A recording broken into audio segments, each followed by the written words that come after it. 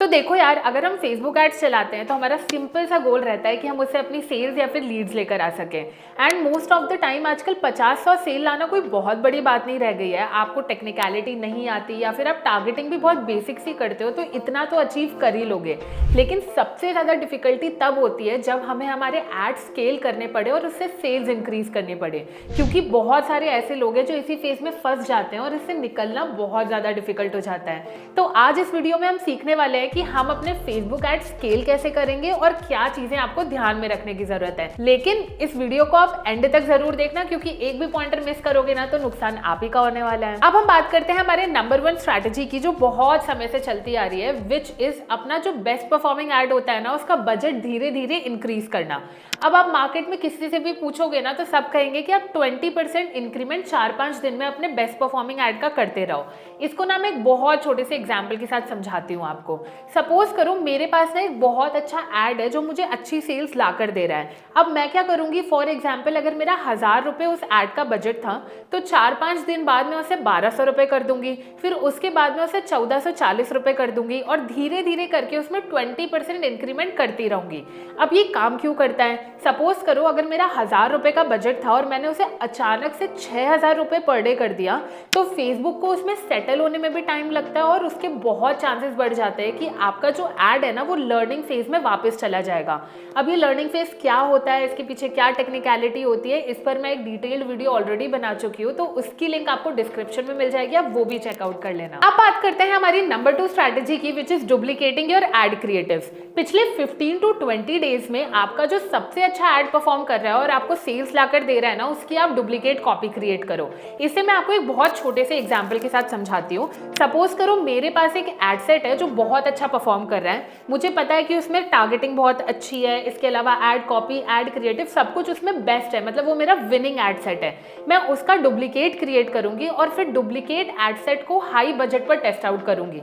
इससे क्या होता है, मेरा जो मेन एड होता है ना उस पर मैं कोई भी चेंजेस नहीं कर रही हूँ, क्योंकि जितनी बार आप अपने एड में चेंजेस करते हो उतनी बार फेसबुक उसे लर्निंग फेज में भेज देता है और फिर लर्निंग फेज से बाहर निकलने में बहुत ज़्यादा टाइम भी लगता है और देयर आर चांसेस कि उसके बाद आपका एड अच्छा ना परफॉर्म करे। तो हम क्या करते हैं, हमारे मेन ऐड को वैसा का वैसे ही रखे रहने देते हैं ताकि वो हमें नॉर्मल सेल्स ला कर दे और जैसा चल रहा है वैसा चले। ऑन दी अदर हैंड हम हमारे मेन ऐड का एक डुप्लीकेट क्रिएट करते हैं और डुप्लीकेट पर टेस्ट करते हैं कि क्या मैं इसका बजट 20% 10% अगर दिन पे दिन बढ़ाता रहूंगा तो मुझे वही सेम सेल्स मिलेंगी, मतलब स्केल करने पे क्या ये ऐड तब भी अच्छा परफॉर्म करेगा। इससे आप समझ सकते हो कि ये स्केलिंग काम करेगी कि नहीं और साइड बाय साइड आराम से टेस्ट आउट भी कर सकते हो। अब इसी को हम रिलेट करते हैं हमारी थर्ड स्ट्रैटेजी से। कई बार क्या होता है, हम हमारा ऐड डुप्लीकेट भी कर लेते हैं और उसे हाई बजट पर टेस्ट आउट कर लेते हैं, पर चांसेस ये भी होते हैं कि आपका जो विनिंग ऐड है जब आप उसको स्केल करते हो तो वो अच्छा परफॉर्म नहीं करता है। ऐसी सिचुएशंस में आप क्या कर सकते हो, उन ऐड का डुप्लीकेट क्रिएट करो लेकिन उनके ऐड क्रिएटिव्स चेंज कर दो, क्योंकि हमने हमारी एजेंसी में ये सेम प्रॉब्लम फेस की थी और काफी सारे क्लाइंट के ऐड मैनेजर पे ये टेस्ट आउट किया था और ये काफी अच्छे से काम करता है। आपको बेसिकली क्या करना है, आपका जो विनिंग ऐड है आपने उसका डुप्लीकेट बनाया, उसके बाद आपने टारगेटिंग सेम रखी, ऐड कॉपी और ऐड क्रिएटिव में चेंजेस किए। अब इसका मतलब ये नहीं है कि आपका जो ऐड क्रिएटिव और ऐड कॉपी है उसका पूरा कॉन्सेप्ट ही चेंज कर दो। इसका मतलब ये है कि आप बेस्ट ऐड के अपने पॉइंटर्स उठाओ कि उसमें क्या काम कर रहा था और उसका भी बेस्ट ऐड बनाने की कोशिश करो ताकि आप डुप्लीकेट करके उन्हें बहुत अच्छे से टेस्ट आउट कर सको। क्योंकि इससे क्या होता है ना, आप ऐड फटीग से बचते हो। सेम लोग आपका ऐड देखने वाले हैं, बार बार अगर वही ऐड वो देखेंगे तो वो उस चीज से पक जाएंगे।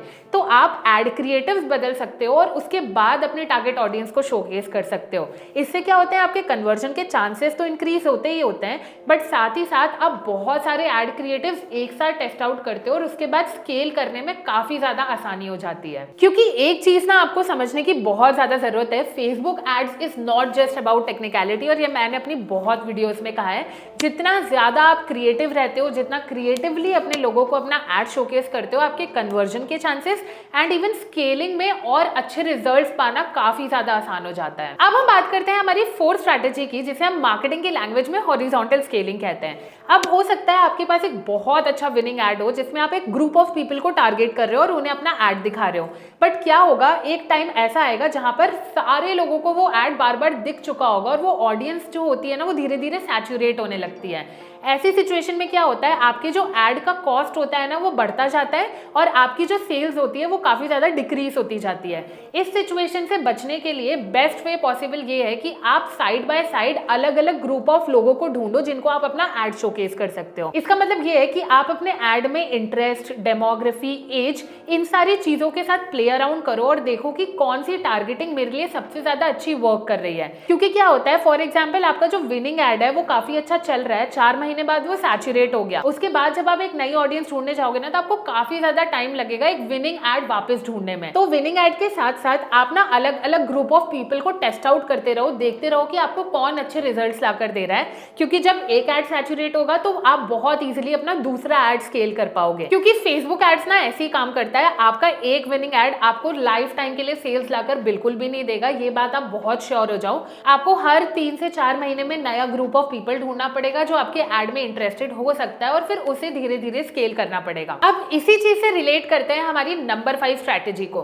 क्या होता है, जब भी आप अपने एड की टेस्टिंग करते हो ना तो वहां पे आपका पैसा जाता है, क्योंकि फेसबुक उस हिसाब से डिसाइड करता है कि कौन सी ऑडियंस को आपका एड शोकेस करना है। तो ऐसी सिचुएशंस में लोग क्या करते हैं, एक लुकलाइक ऑडियंस बनाते हैं। लुकलाइक ऑडियंस का मतलब ये होता है कि आप फेसबुक को अपने एग्जिस्टिंग कस्टमर या फिर अपनी टारगेट ऑडियंस का डेटा देते हो और फेसबुक उस हिसाब से वैसी सिमिलर ग्रुप ऑफ पीपल को ढूंढ कर देता है। अब लुकलाइक ऑडियंस होती क्या है, कैसे बनाते हैं, इस पर मैं ऑलरेडी एक डिटेल वीडियो बना चुकी हूँ जिसकी लिंक आपको डिस्क्रिप्शन में मिल जाएगी, तो आप वो जाकर देख लेना। लेकिन आपको ये समझने की जरूरत है कि लुकलाइक ऑडियंस से क्या होता है, आपका टेस्टिंग में पैसा काफी ज्यादा कम यूज होता है और आप एक नए ग्रुप ऑफ पीपल को काफी जल्दी ढूंढ लेते हो क्योंकि फेसबुक के पास ऑलरेडी आपका डेटा रहता है। तो शुरू में आप क्या कर सकते हो, आप फेसबुक को अपना डेटा दो और 1% लुकलाइक ऑडियंस क्रिएट करो।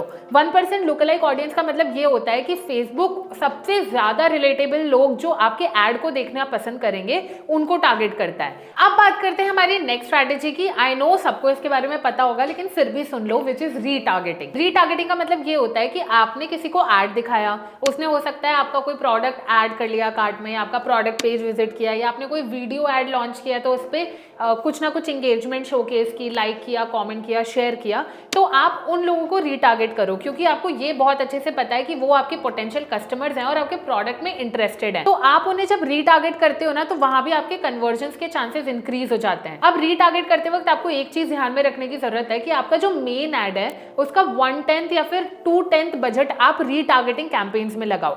फॉर एग्जाम्पल अगर मेरा 1000 रुपए का मेन एड का बजट चल रहा है तो मैं 100 से 200 रुपए रीटारगेटिंग कैंपेन में लगाऊंगी। एंड ये भी आपको मेक श्योर करना है कि आपका जो एड क्रिएटिव है वो भी चेंज हो। वही सेम एड आप रीटारगेट करके अपने लोगों को मत दिखाओ, कोई नया एड शोकेस करो, भले ही आप प्रोडक्ट सेम रखो बट नया एड दिखाओगे तो कन्वर्जन्स के चांसेस और भी ज्यादा इंक्रीज हो जाएंगे। ये तो हो गई मेन स्ट्रैटेजीज की हम कैसे अपने फेसबुक एड स्केल कर सकते हैं, लेकिन ये आपको सबसे इंपॉर्टेंट पॉइंटर है कि फेसबुक एड स्केल कब करना है, मतलब कब आपका एड स्केल करने के लिए एलिजिबल हो जाता है या आपको कब समझ आएगा कि आप अपने एड स्केल करो।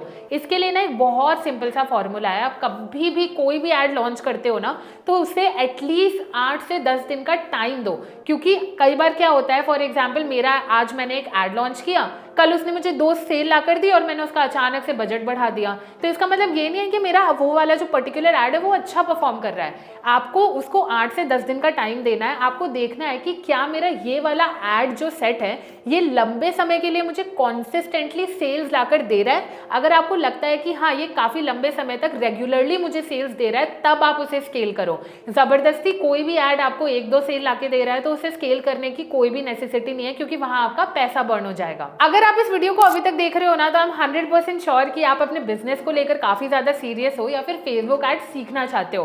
तो मैंने ना रिसेंटली में एक ई बुक लॉन्च की थी जिसका नाम है क्लिक्स टू कन्वर्जन्स, जहां फेसबुक एड्स मैंने बहुत इन डेप्थ में कवर किया है, पूरी स्ट्रैटेजीज इंक्लूड की है। इवन उसमें आपको काफी सारे फ्रीबीज भी मिल जाएंगे जो आपको फेसबुक एड्स रन करने में काफी ज्यादा हेल्प करने वाले हैं। तो आई वुड सजेस्ट कि आप वो ई बुक एक बार परचेज करो और देखो कि फेसबुक एड्स एक्चुअली में रन कैसे करते हैं। उसकी भी लिंक आपको डिस्क्रिप्शन में मिल जाएगी। और अगर आपको लगता है इस वीडियो से आपको थोड़ी बहुत भी हेल्प हुई है तो इस वीडियो को लाइक करो, चैनल को सब्सक्राइब करो, क्योंकि डिजिटल मार्केटिंग का इतना रॉ कंटेंट आपको कहीं नहीं मिलेगा।